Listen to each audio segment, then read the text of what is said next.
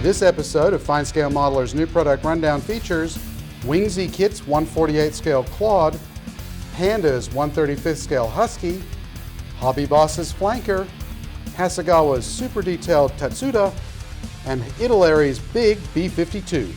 New product rundown, proudly brought to you by HobbyCo, distributors of fine model kits from Italeri. Welcome to the first new product rundown of 2017. I'm Elizabeth Nash. I'm Aaron Skinner. A new year, a new show, and a bunch of new kits. Including this one from new Ukrainian manufacturer Wingsy, a 1/48 scale Mitsubishi A5 M2B. Known to the Allies as the Claude and formerly the Type 96 fighter, the A5M was the first monoplane to operate from carriers. A direct ancestor of the Zero, the Claude fought in China in the late 1930s. It remained in frontline service until the Battle of the Coral Sea in May 1942. There have been 1/48 scale Claudes before, notably from fine molds and classic airframes. Let's see how Wingsy stacks up. Moldings are first rate with little flash and small sprue attachments. Many of the latter are on the backside of parts to minimize damage during removal. Surface detail is a combination of very fine recessed panel lines and rivets. Inside is a beautiful cockpit with floor, walls, bulkheads, seats, controls, and the 7.7mm machine guns that fire through the cowl. You have a choice in how to represent the instrument panel, a plastic part with decal faces, or a photo-etched panel over film dials. The PE fret also supplies seat brackets and belts, machine gun charging handles, footrests, pedal straps, throttle levers, engine parts, control rods, and bomb fins. The power plant is also a work of art, with wonderfully molded cylinders, separate push rods, intake manifold, and exhaust. A one-piece lower wing establishes dihedral, and there's a drop tank for the centerline rack. Elevators are molded with the horizontal stabilizers, but the ailerons and rudder are separate. The spatted landing gear has the same level of detail as the rest of the airframe. There are also sway bars for the drop tank and delicate racks for the bombs. Clear parts provide a sharply molded windscreen and the position lights for the tail and wingtips. Decals provide markings for 4 Claudes in silver with red tails and dark cowls. All are in China or Korea in 1938. The instructions are reminiscent of Hasegawa down to the references to GSI Krios paints. There are comprehensive color callouts throughout. This is a great freshman effort from Wingsy. Unused parts point at other versions to come. Yeah! Next, Panda Hobby's 1/35 scale Husky Mark III VMMD. This odd-looking vehicle was developed in South Africa and has been used for route clearance by American troops in Iraq and Afghanistan. It uses sensors to detect mines and IEDs. In the event of an explosion, the cab and operator are protected by a V-shaped hull and offset wheels. That hull is on full display in the kit's one-piece section. It features crisp louvers and panel lines. The rest of the body, including the upper section, bumpers, fenders, and other panels, look equally impressive. There's also a decent interior to the cab with seat, floor, instrument panel, and controls. The Husky's running gear is hanging out for all to see, and Panda provides plenty of detail, including leaf springs, axles, wheels, mud flaps, and more. You can also see the parts for the mine detectors. Soft vinyl tires feature good tread and barely visible mold seams. The wheels are held in place by long arms in front and behind. Few injector pin marks or mold seams mar these spindly parts. Antennas for radios and countermeasures are included. Vinyl tubing is included, presumably to plumb and wire the detectors, but no mention is made of it in the instructions. Photos can probably get you there. Two-piece windows provide bulky ballistic glass for the cab. There are also lights and mirrors. Photo-etched brass provides an engine grille, lifting rings, mud flap connectors, and other bits and bobs. A small decal sheet provides markings for a single desert sand camouflage Husky, but there are a bunch of optional placards and stencils. Panda's given us a nice model of the Husky with a relatively low part count. Should be a fun build.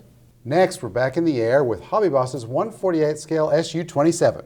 For more than 2 decades, Academy's Flanker has ruled the 1/48 scale world, but HobbyBoss looks to change that. First thing you see on opening the box is a large cardboard insert bearing the fuselage halves and integral wings. Surface detail is on par with HobbyBoss's high standard, a combination of fine recessed panel lines and rivets. The lower fuselage includes sections of the engine minus the intakes and exhausts. The intakes include front fans and the retractable FOD screens used on the SU-27. The exhausts include full-length jet pipes with fans and afterburner rings.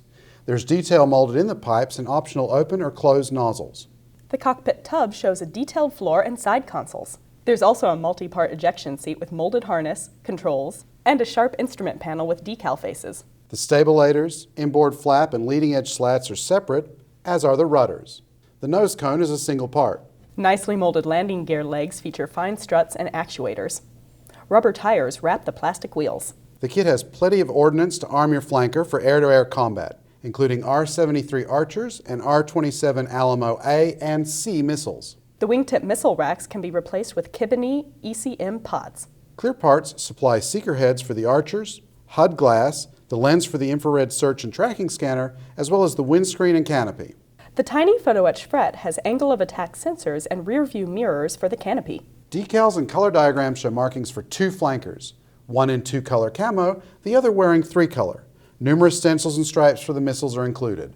A fine release from HobbyBoss, and it's sure to find a home in many a Russian aircraft fan's collection.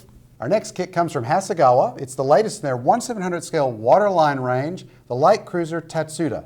This kit of the Tenryu class ship has been around for a couple of years. What sets this release apart is the inclusion of a large photo etch fret.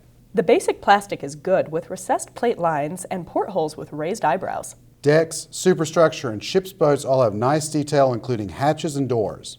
Even small details such as the masts, guns, torpedo launchers, and davits are sharp for the scale. But it's these parts that largely get replaced by the new PE fret. Half of the instructions are taken up with directions to fold railings, machine gun platforms with brackets and ammunition boxes, funnel covers, ladders, reels, cranes, davits, racks, and even the bridge and lookout. Decals provide flags, displacement marks, and names for the ship's boats. Obviously not a kit for anyone with a dislike for or inexperience using PE. But if you want a detailed Japanese cruiser, this is the ticket. Finally, a welcome re-release timed for the 25th anniversary of the Gulf War, Italeri's 1/72nd scale B-52G. This tooling originated with AMT in the mid-1990s and has been around in a couple of configurations ever since.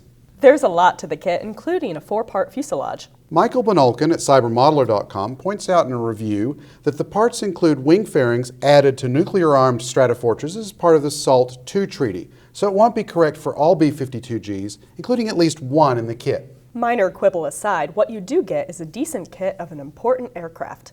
Panel lines are recessed throughout, and I was particularly impressed by the tiny vortex generators on the wings and stabilizers. Inside is a decent crew compartment with floor, seats, instrument panel, bulkheads, and controls. There's plenty to see in the gear bays. The bomb bay is molded closed, but an article in the November 1998 FSM shows how to open it and add a rotary launcher for cruise missiles. The wings fit over a large box that pushes them up.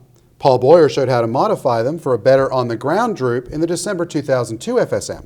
There's detail in the engines, including fans front and back. Racks under the wings can be fitted with 12 air-launched cruise missiles. The only clear part is the windshield with cleanly molded frames for easy masking. Decals provide markings for 4 aircraft, 3 Gulf War bombers, all with nose art, and an aircraft based at Wirt Smith Air Force Base in Michigan in 1977. If you like buffs, you can't go wrong with Italeri's G.